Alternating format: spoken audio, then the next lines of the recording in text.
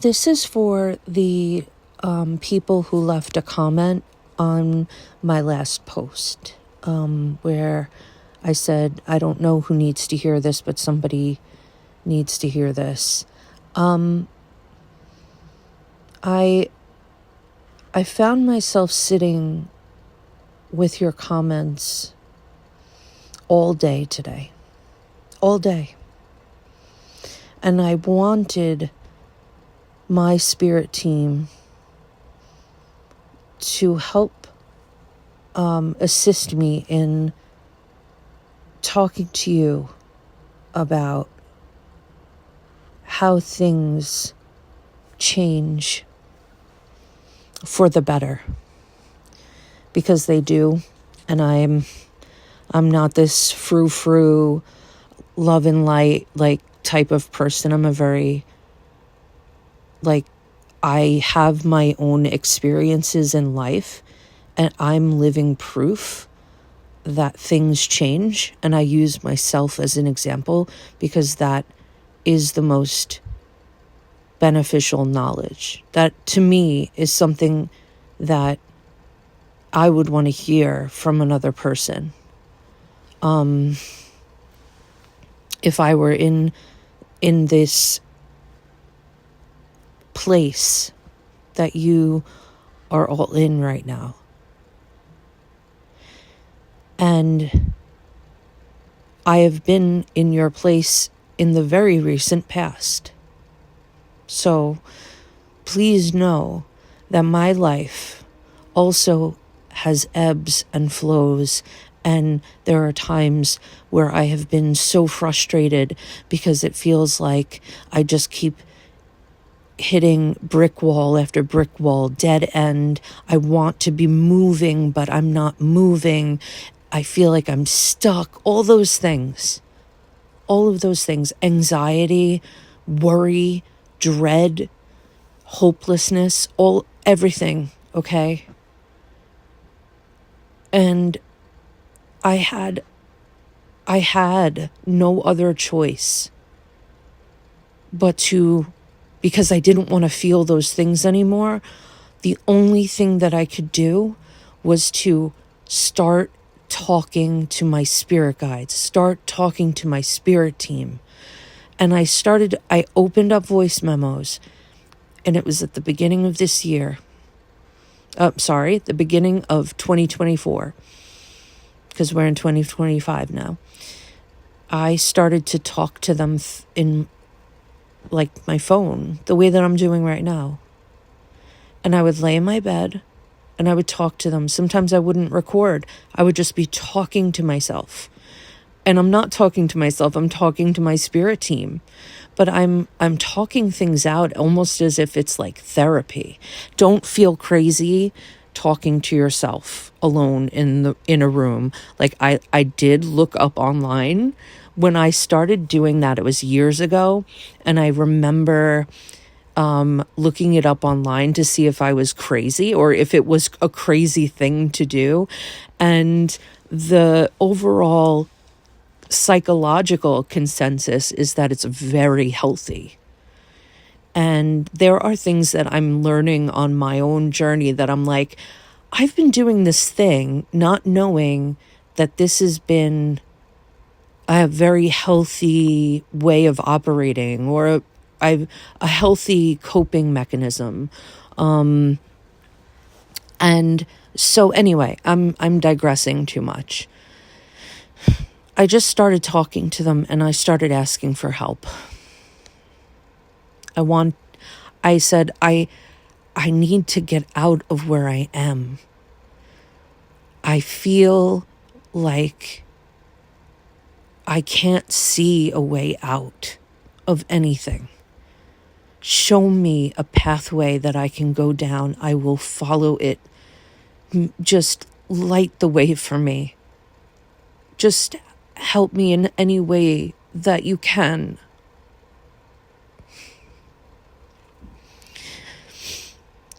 And it worked. And it's not a one-off. This happened to me in 2016. And it's always when I reach a place of excruciating pain and suffering, and I ask for it to be taken away, or for me to find a place to put it, or for there to just be some goodness. So it's always when I reach that place of like, I don't see a way out of this.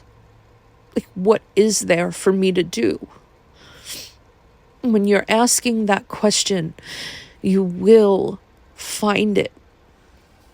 They will help you. You just have to have hope.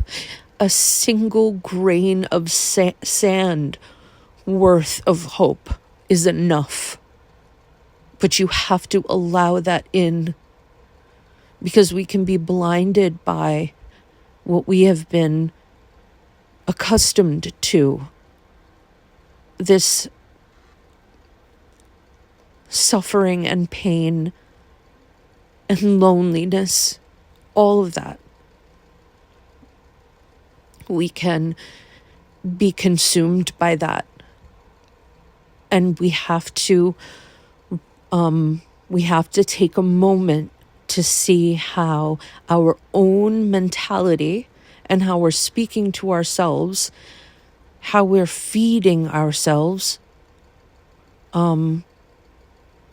If we're sitting in a victim mentality, oh, woe is me, I do not have this, I do not have this, I do not have this, is part of what you can do. That's in your power to control that. That's what I learned. That was the thing that was the work that my spirit team needed me to do, is to get out of my own way so they could do their part. Because nothing good was going to, nothing that I wanted, or I only wanted to see a pathway out, but that wasn't going to appear until I turned a light on, proverbially speaking. I had to flip that switch on because I was so used to sitting in the dark.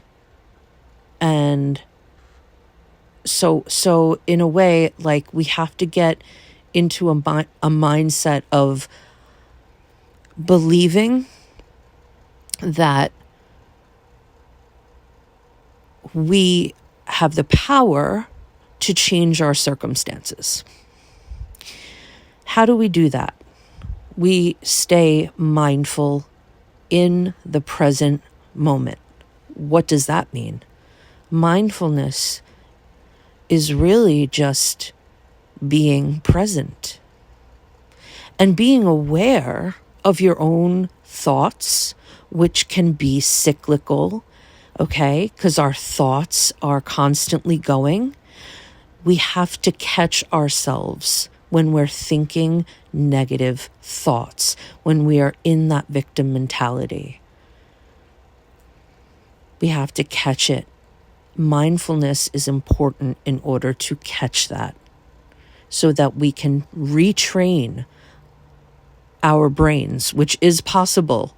We have to retrain ourselves, reprogram, as they say. You can reprogram your brain.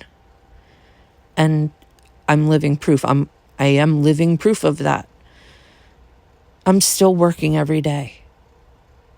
And every day it gets easier. Every day I find something else to be grateful for. And I just sit in that. And I focus on what I have, even if it's a very small little thing, which it was at first. It was being mindful in the moment. I'm enjoying this delicious food that I'm eating. How grateful I am that I have it. I mean, it can start like really you can get really into the specifics, on a quantum level. Like, I'm so grateful that I have, the taste buds in this physical form to enjoy the deliciousness of this food.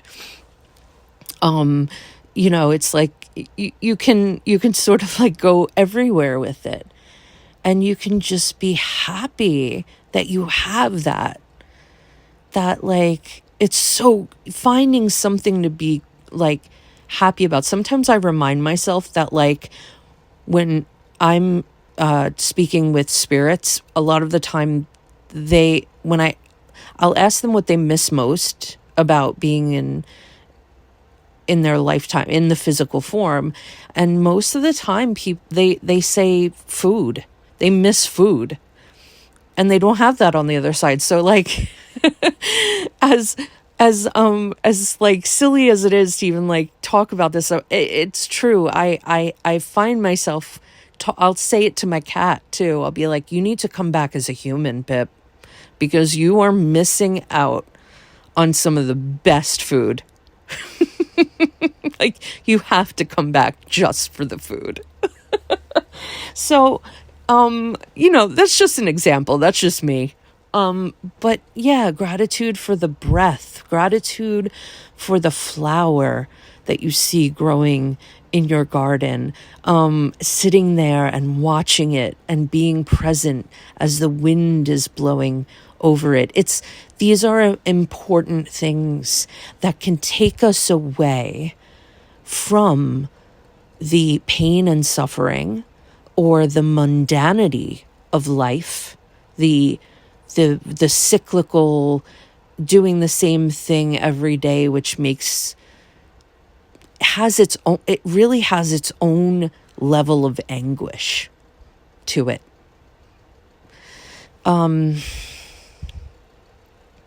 Do something different every day. Be grateful for something different every day. Say beautiful things to yourself every day and come back and tell me that it didn't change something in your life. 2 weeks. 2 weeks is all you need. 2 weeks of your time to do one thing every day for yourself. And I would say that the most important thing is for you to be aware of the thoughts that you're thinking, and to be aware that those thoughts are what aid you in what you are attracting into your life. So the thoughts that you are thinking create the external reality that you are living in. If you want it to change, you have to change the internal thinking and thought process. That's what I had to do. It's what I continue to do. And it's just, you just have to care about yourself enough to do that. Nobody is as in love with you as yourself. It's just, you're the one that has to do it. You have to be the one that says, I matter. I matter enough. I'm still breathing for a reason. That's what I said to my spirit team. I said, I'm breathing, and I wake up every day for some reason. Show me what that reason is, because I don't know why I'm here anymore. So ask them. Have that conversation with your spirit team, please, because you matter. You matter. Your light matters. We need you on this earth. You are here at a very pivotal time. 2025 is the beginning of something revolutionary, and you are living to see it. That is gorgeous. Just to be alive right now. on the precipice of a revolution. So, please do this for yourself. And I hope that this finds you well, and I hope that you know that everything I'm giving to you, I've given to myself, and I continue to give to myself. I'm human just like you guys. And we're in this together. You're not alone. I'm sending you love now and always.